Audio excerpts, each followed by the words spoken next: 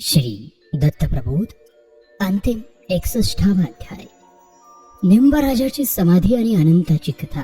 दत्तप्रबोध ग्रंथाचा समारोप. अध्यायाला सुरुवात करूया. श्री दत्तात्रयांचा आशीर्वाद घेऊन निंबराज आपल्या गावी देहठाणास आला. त्याच्या आयुष्याची संध्याकाळ होत आली होती. त्याचा संसारात भरला होता. नांदत जागत गोकुळ झालं होतं. सुना, नातवंड, पतवंडही आली होते. या साऱ्या वैभवांमध्ये निंबराज मात्र विरक्तपणानं वावरत होता. उरलं उपकारापुरता या भावनेनं जगत होता. प्रत्येक क्षणी परमात्म्याच्या नामसंकीर्तनात तल्लीन होत होता. दत्तात्रयांच्या आशीर्वादाप्रमाणे संसारात राहून परमार्थ सेवा करत होता. एकदा निंबाने कीर्तनात देहठाणेची महती गायली. तेव्हा जमलेल्या श्रोत्यांनी निंबाला प्रश्न केला की या स्थळाला देहठाण हे नाव का पडलं ते सांगा. निंबानं श्रोत्यांची जिज्ञासा तृप्त करायचं ठरवलं आणि मग त्या मागील कथा निरूपणास त्यानं प्रारंभ केला. ते म्हणाले, हे स्थळ म्हणजे पूर्वी काळच्या दधिती ऋषींचा आश्रम. इथे त्यावेळी घनदाट आणि निबिड असं जंगल होतं. या जंगलामध्येच दधीची तपानुष्ठानाला बसत असत. ऋषी अतिशय धीरगंभीर उदास स्वभावाचे होते. वृत्तीनं सदृढ, शांत आणि कनवाळू आणि वर्तनानं शुद्ध, सुशील आणि निर्मळ होते. तप तेजानं उभ्र भास्कर बनले होते. त्या काळी वृत्रासुर दैत्य अत्यंत माजलेला होता. त्यानं आपल्या पराक्रमाच्या जोरावर तिन्ही लोक जिंकून परमेश्वरालाही त्राहिमाम करून सोडलं होतं. देवाधिकानं त्यांना दास बनवलं होतं. तो अजिंक्य बनला होता. सर्व देवाधिकांनी एकत्र येऊन त्याचा काटा काढण्याचा मनसुबा रचला, पण ते असं सहज शक्य नव्हतं. तो सर्वांनाच पुरून उरला होता. मग काय करावं असा विचार करता करता त्यांनी सांब सदाशिवाची, नीलकंठाची म्हणजे भगवान शिवाची आराधना केली. त्या आराधनाने कैलासपती प्रसन्न झाले. त्यांनी वृत्रासुराच्या वधाचा उपाय सांगितला.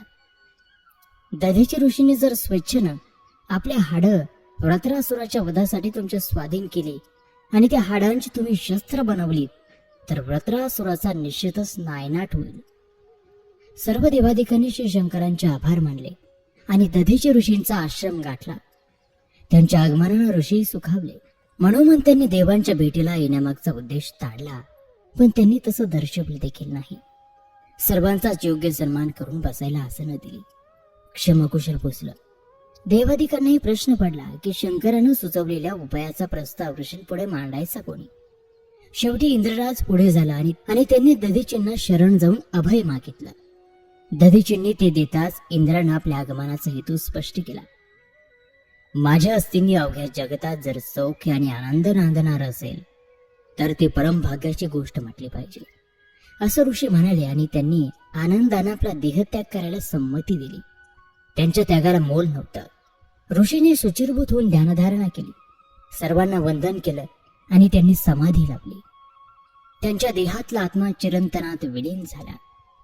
दधीचींनी आपल्या देहाची कोडी वृत्रासुराला ठार मारण्यासाठी शिल्लक ठेवली. साक्षात देवाधिदेवांनी ऋषींची सारी क्रियाकर्म पार पाडून अस्थी मिळवल्या. त्या अस्थींचा अस्त्र तयार केला आणि वृत्रासुराचा निपात केला.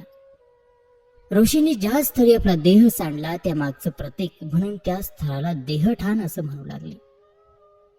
आणखी एक कथा आणि नावाभिधान या गावाला आहे. ते कथा कोणते आणि ते नाव कोणते ते पाहूया. एकदा आपल्या तिन्ही पुत्रांना निंबाने सांगितलं. ते तिन्ही पुत्र म्हणजे नारायण, शिवराम आणि जयराम की आज आपल्या घरी सर्व देवादेव आपल्या गणांसह भोजनाला येणार आहेत. तेव्हा स्वादिष्ट आणि रुचकर भोजनाची तयारी ठेवा. तिन्ही पुत्र वडिलांना मानणारे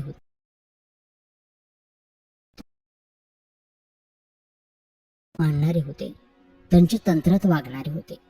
ईश्वर भक्तीचं वेळ निंबाकडून त्यांच्याही रक्तमांसात भिनलेलं होतं. त्यांनी मोठ्या भक्तिभावानं भोजनाची सर्व जय्यत तयारी ठेवली. मोठा मंडप उभारला, तो सुशोभित केला. भोजन पात्र तयार ठेवली. रांगोळी लेखल्या, उदबत्त्या पेटवल्या. गावातल्या लोकांना कुतूहल वाटलं. त्यांनी निंबाजवळ चौकशी केली की तुमच्या घरी कसलं कार्य आहे, गावाला निमंत्रण कसं नाही. तेव्हा निंबानं खुलासा केला, आमच्या घरी कार्य वगैरे काही नाही, पाहुणे म्हणून देव जेवायला येणार आहेत. लोकांना वाटलं निंब कितीही देवभक्त असला म्हणून काय झालं, सगळे देव त्याच्या घरी कसे जेवायला येतील? याला निश्चितच म्हाताराचा लागलेला दिसतोय. इकडे मंडपामध्ये वदनी कबळ गीताचा सामुदायिक स्वर आल्यानं लोक बघायला थांबले. तो काय आश्चर्य! पान मांडलेल्या ताटातला एक एक जिन्नस हळूहळू कमी होऊन पान साफ होत होती. जयराम आग्रह करून वाढत होता, हवं नको विचारत होता. लोकांना मात्र पानावर कोणीच बसलेलं दिसत नव्हतं. फक्त आवाज ऐकू येत होते. जिन्नस संपलेले दिसत होते. काही विघ्न संतोषी माणसांनी ही सारी भूताटकी आहे निव्वळ, कसले देव आणि कसलं काय असं म्हणायलाही कमी केलं नाही. निंब मात्र कोणीही काहीही म्हणालं तरी शांतच होता. सर्व देव तृप्त होऊन विडा दक्षिणा देऊन त्यांना बोलवलं आणि मग प्रसाद म्हणून साऱ्या गावालाही गावजेवण घातलं.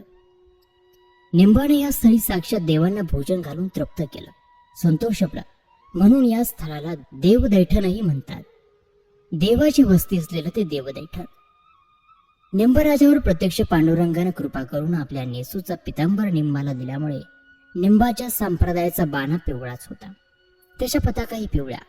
कीर्तन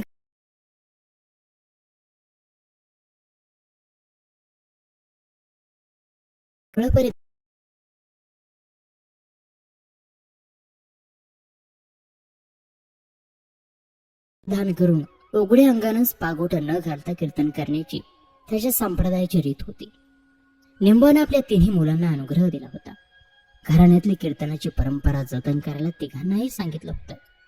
दोन्ही मुलांनी प्रपंचात राहून परमार्थ साधला व निरंजनाच्या हाती सर्व सोपवलं. निरंजन भक्तिमार्ग, योगमार्ग या साऱ्या मार्गांनी गेला. त्या मार्गात त्यानं गती संपादन केली. ही तपश्चर्या करत असताना निरंजनाला अगदी बालवयापासूनच सद्गुरू लाभला होता. गुरुच्या ज्ञानी निरूपणानं सगळे लोक तृप्त होत असत. एक दिवस त्या गुरुनं आपल्या शिष्यांना बोलावून सांगितलं, बाबांनो, कांबर गावी अश्विन शुद्ध चतुर्थीला तुम्ही सगळ्यांनी यावं, कारण मी समाधीस्थ होणार आहे. त्या गुरुच्या आदेशाप्रमाणे सारे जण आले. महिपती शिष्य निरंजनानं आपल्या गुरुची षोडशोपचारी पूजा केली. भजनाग्रात अवघे संत मंडळी बुडाली. तेव्हा गुरु महाराजांनी शिष्याला आज्ञा केली की विठू पिठू साधू महाराजांची जिथं समाधी बांधली आहे तिथंच मलाही जागा द्या. मला त्यांच्यापाशीच अखेरची विश्रांती घ्यायची आहे. आपल्या गुरुची आज्ञा प्रमाण मानून त्या विठू पिठू महाराजांच्या समाधीपाशी त्यांची समाधी बांधण्यात आली. त्यांच्या संप्रदायाचा नारायणाचा दास असलेला कोणी एक अनंत नावाचा गृहस्थ होता. तो हंगातीरे राहत होता. त्याच्या पत्नीचं नाव राधिका होतं. दोघंही धार्मिक, कणवाळू आणि परोपकारी होती. राधिका पतिव्रताही होती, आतिथ्यशील होती. भुकेलेल्याला अन्न आणि तहानलेल्याला पाणी देताना तिला निरतिशय समाधान होई. दोघंही नित्यनेमानं पंढरीची वारी करीत असत. सद्गुरूचं नामस्मरण करून अनंतही कथा निरूपण करीत असे. कीर्तन रंगात ते एकदम गढून बुडून जात असत. कीर्तनानंतर काला ललिताचा कार्यक्रमही विलक्षण उत्साहानं सादर करत असे. त्यानं आचरणात आणलेल्या सर्व धार्मिक कृत्यांमध्ये त्याची सुशील पत्नीही त्याला साथ देत असे. अनंत हा त्या गावाचा ज्योतिषी होता, कुलकर्णी होता. त्याच्याकडे अष्टाधिकार होते आणि 3 गावांची उपतनकेही मिळवलेली होती. प्रपंच व्यवस्थित रीतीने करून, आल्या अतिथींचा आदरातिथ्य करून, संतांचा मान राखून, हीन दिनांचा आधार देत अनंत परमेश्वर सेवा करत होता. दुर्बळ आत्म्यास परमात्मा पाहून त्याच्या मुखी घास भरवत परमार्थ साधत होता. पंढरीची वारी करून आल्यानंतर सद्गुरूच्या आज्ञेवरून अनंत कीर्तन सांगत असे. अनंताचं कीर्तन म्हणजे रसाळ, मधुर आणि प्रभावी असं होतं. श्रोते ते कीर्तन ऐकताना देहभान विसरून जात असत. सर्व भवताप विसरत असत. अनंतही तन मन अर्पून आख्यान लावत असे. तो पांडुरंग उपासक होता. कालाषष्ठीचा उत्सव मोठ्या उत्साहानं तो पार पाडित असे. एकदा काल्याचा तो अद्भुत सोहळा पाहण्यासाठी अलोट जनसमुदाय त्या गावात जमला होता. भल्या थोरल्या चौसोपी वाड्याच्या अंगणामध्ये लता मंडपाखाली हा काल्याचा सोहळा करायचं ठरवलं होतं. कीर्तनाला सुरुवात झाली होती. इतक्यात आकाश काळ्या मेघांनी झाकळून आलं. सोसाट्याचा वारा सुटला आणि रिमझिम पावसाला सुरुवात झाली. मुसळधार पावसाचा रागरंग बघून श्रोते नाराज झाले आणि मंडपातून उठून निवारेकडे धावू लागले. काही घरी निघाले. कीर्तनावरचं लक्ष उडालं. अनंताचंही चित्त विचलित झालं. हरिनामात खंड आला. मोठ्या उत्साहानं काल्याचा सोहळा करायचं ठरवलं पण रंगाचा बेरंग झाला.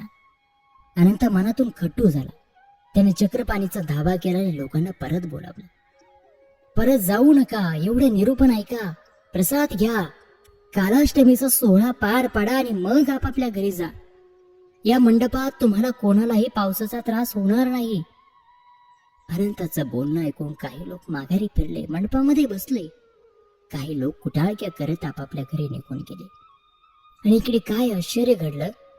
अनंताचा धावा भक्तवत्सल पांडुरंगानं ऐकला. मंडपावरचा काळा मेघ बाजूला थांबला. मांडवावर पाऊस पडेना. मंडप कोरडा ठणठणीत राहिला. बाकीच्या क्षेत्रात मात्र मुसळधार पाऊस कोसळत होता.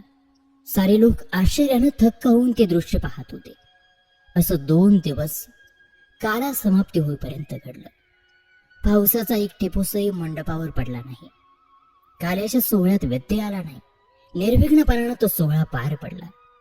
अनंतानं देवाचे आभार मानले. प्रसाद घेऊन अनंताच्या थोरवीचे गोडवे गात लोक आपापल्या घरी परत गेले. मग मात्र मंडपावरही धोधो पावसानं धडक मारली. असं दिवस जात होते. एक दिवस अनंत आणि राधिकेनं महायात्रेला जायचं ठरवलं. कावडीत बसून दोघांनीही चारीधाम यात्रा पूर्ण केल्या आणि अखेरीस विष्णू पदावर राधिकेनं देह ठेवला. परमेश्वरी इच्छा म्हणून अनंतानं शोक केला नाही. प्रपंचापासून मुक्तता झाली म्हणून उलट त्याला आनंद झाला. परत प्रयागाला येऊन दसऱ्याची पर्वणी साधून अनंतानं संन्यास ग्रहण केला आणि नारायण बनून तो ब्रह्मावर्तात राहिला.